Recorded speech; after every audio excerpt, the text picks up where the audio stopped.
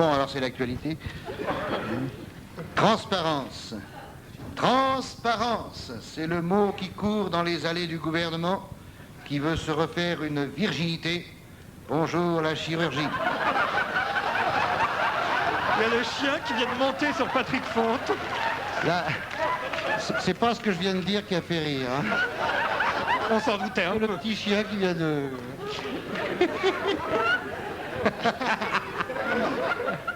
Non, j'ai dit gouvernement, il a dit tiens, il y a des os.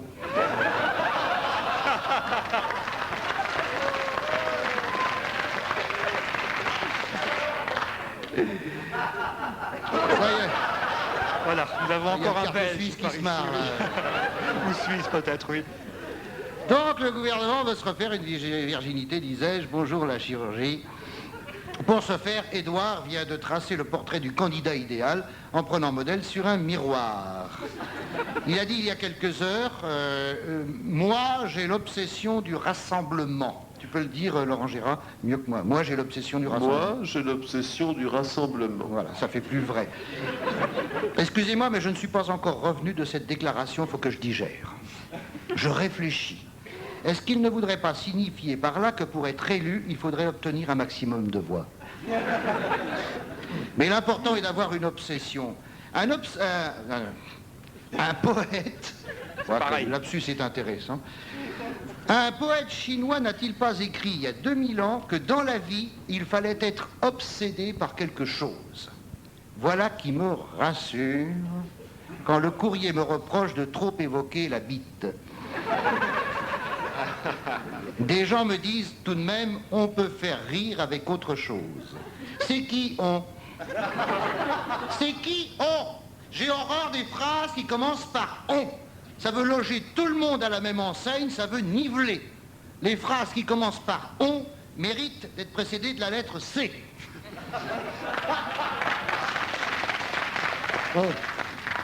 On ne chante pas à table. Quel est le con qui a trouvé ça? Mais pourquoi est-ce qu'on chanterait pas à table? Qu'est-ce que ça veut dire? Bientôt, il y a un imbécile qui va dire « On mange pas à table ?» Dans certains pays, hélas, ça commence à se dire. On peut faire rire avec autre chose. Bon, bah oui, j'ai essayé. Avec le nez, les orteils, les coudes, les omoplates, rien à faire, ça ne faisait pas rire. À croire que les Français sont restés chinois. Parce qu'après ma mort, tiens, ça me prend aussi, tu vois. On ne dira plus que j'étais vulgaire, mais rabelaisien. Non, après ma mort, je doute qu'on parle de moi et je ne sais pas pourquoi, mais je m'en tape. Écrire pour la postérité. Ha ha ha! Pardon, c'est peut-être un peu fort, hein? Ha ha! Je préfère écrire pour me payer un bon gueuleton avec des gonzesses et un harpie de mièvre rebout. Un pinard de première bourre. Oh, mais ça va venir, on va s'y faire. Parce qu'après ta mort, tu bouffes de la terre si tu es athée et des hosties si tu es croyant. Merci. Merci, merci. Pour en revenir à la transparence, Jacques Delors se prononcera avant Noël pour permettre au PS de se retourner. Jacques Lang est très intéressé. Il a répondu présent. Mais ce ne sont que des ragots, on se prend la gueule, c'est Noël. Hein? Ah ouais, c'est Noël, on se prend la gueule. Noël, Noël, oh de Dieu. Bientôt sur toutes les ondes. Petit papa Noël, quand tu descendras du ciel, avec tes jouets pavillés, n'oublie pas de me rapporter la nouvelle Barbie plus la poupée qui suce. Noël. Noël. Oui, Noël.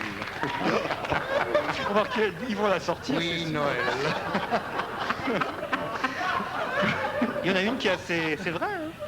Plus que 18 jours avant de se faire chier en famille, pléonasme. Mais qu'est-ce que je vois dans le Figaro? Le Figaro! Bill Clinton posant la main sur l'épaule de Mitterrand et le chroniqueur de conclure, hier il y a eu détente. Rien, c'est dans le Figaro d'aujourd'hui. Ah, voilà. Pour les enfants qui nous écoutent, c'est hier, il y a eu des caravanes. Hein, et puis, on ne parle plus que de l'entrevue entre Milosevic et Alain Juppé, qui, je cite la presse de ce matin, s'est tapoté la cuisse avec ses doigts. Vous avez vu, on voit des photos. Yvan Levaille en a parlé ce matin longuement. Juppé s'est tapoté la cuisse avec les doigts. Il paraît que ce tapotement des doigts sur la surface cuissue reflète l'opinion de la France. Un certain énervement, un début de stress, et puisque ça reflète l'opinion de la France, encore quelques entrevues avec Milosevic et Juppé va se gratter les couilles.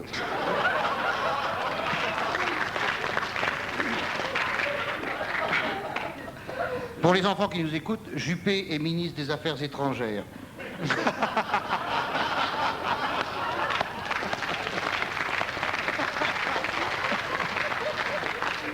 On a eu de tout chez les ministres. On a eu des menteurs, on a eu des magouilleurs, on a eu des feignants, on a eu des arrivistes, on a eu... Mais le genre qui se tripote en public, alors ça, jamais. Alors non, mais ça, c'est vraiment nouveau, ça, alors. Je savais bien qu'il y aurait une réforme dans ce gouvernement, quand même. Enfin, quoi, Monsieur Juppé, un homme qui présente si bien, si propre sur lui, un homme que toutes les pétasses du 16e aimeraient avoir pour gendre. Voilà, tu vois, ils viennent tous du 16e, là, aujourd'hui. Alors... Non, mais elles sont pétasses. C'est une blague. Oh. Mais oui, mais je dis ça, faut pas croire ce que je pense. Juppé, un homme si... Oh, moi, écoutez, moi, quand je vois Juppé, si j'étais une femme, je serais contente d'être un homme. Un homme si transparent qu'à travers lui, on voit nettement Chirac.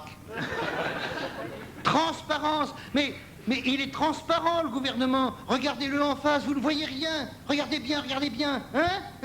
Un champ de betteraves, oui. Un champ de betteraves, dominé par l'épouvantail à moineaux, qui veut rassembler tout le monde et qui va rassembler tout le monde.